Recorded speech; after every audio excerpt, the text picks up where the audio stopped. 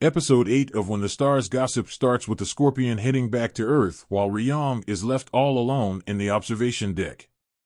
However, it turns out Eve isn't actually on the ship. She's not about to leave anybody behind, and so she decides to join Ryong. She intends to use the attached G.O ship to hitch a ride back if they can, but all of this relies on Eve doing a spacewalk across the exterior of the station until she can get back inside. Eve's job is made that much more perilous when space debris, including a shattered piece of an antenna, come whizzing round and hit the station. Eve needs to take cover, and she's lucky, managing to do just that, clinging to the outside of the ship. However, she's not shielded entirely.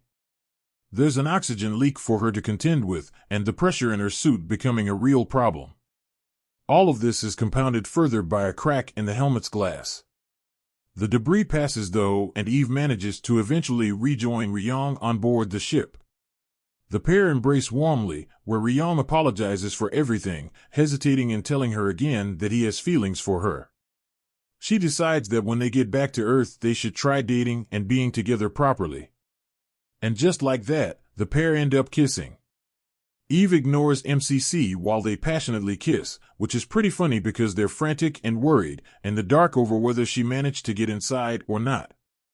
However, the media have already started reporting on the Scorpion making it back to Korea and abandoning the station. It's assumed by the press that all 6 are on board, but obviously that's not the case. A press conference clears everything up, but it's certainly awkward as Tae-hui has a lot of pressure on her. It's not helped by Dong-ae, who wants to try and get up there himself and knows that they've got at least a week before they can send another vessel up to try and save Ryong and Eve. There's further drama on board the space station though. That debris has ripped through the station and caused a leak inside the escape pod. Should they turn on the engine thrusters, it could actually set off a catastrophic explosion. It's hard to see with the naked eye, but without starting the engine they won't know for sure. This is the only way for them to evaluate as well, so it's extremely risky. Lo and behold, Eve does her checks and it does end up exploding. While they're safe for now, the vessel is useless and they can't get back to Earth.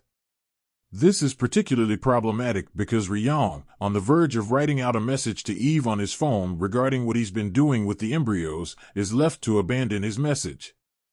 They have bigger problems to deal with though, and that stems from the solar arrays being fried. While Eve tries to work on a solution, Ryong checks on the egg and notices that it's become a Morla. For now, they need to reduce the power output to a minimum to survive as long as they can. This brings us along to Ryong's 9th day. Time is very much of the essence here, so to try and preserve as much as they can, the pair insulate inside their own pods and try to wait it out for rescue. They use the alcohol to help warm themselves up, which isn't such a bad idea, until Eve's legs and feet start hurting. Ryong heads out his pod and decides to help her stretch, before snuggling up close to her in the same pod.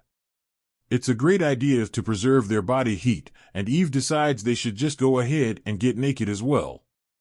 While they're together, Ryong reveals about the Morla.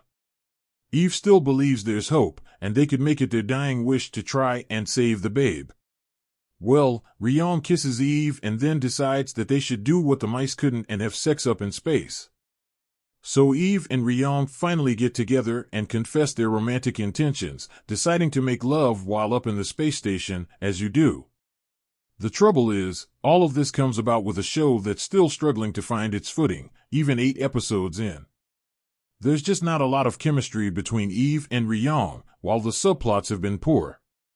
The lottery ticket drama has been dragged out, and I'm glad we appear to be dropping that now, but conversely, we also seem to be going down the route of some sort of redemption arc for Dong-ae.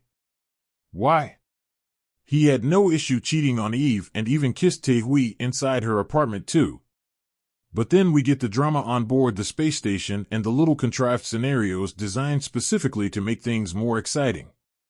They've been a mainstay throughout the show, and while it makes sense given the setting, the poor characterization here just causes everything around it to flatline. Now that Eve and Ryong have done the deed, it'll be interesting to see exactly where this one goes next, but thus far, this has been a pretty disappointing drama.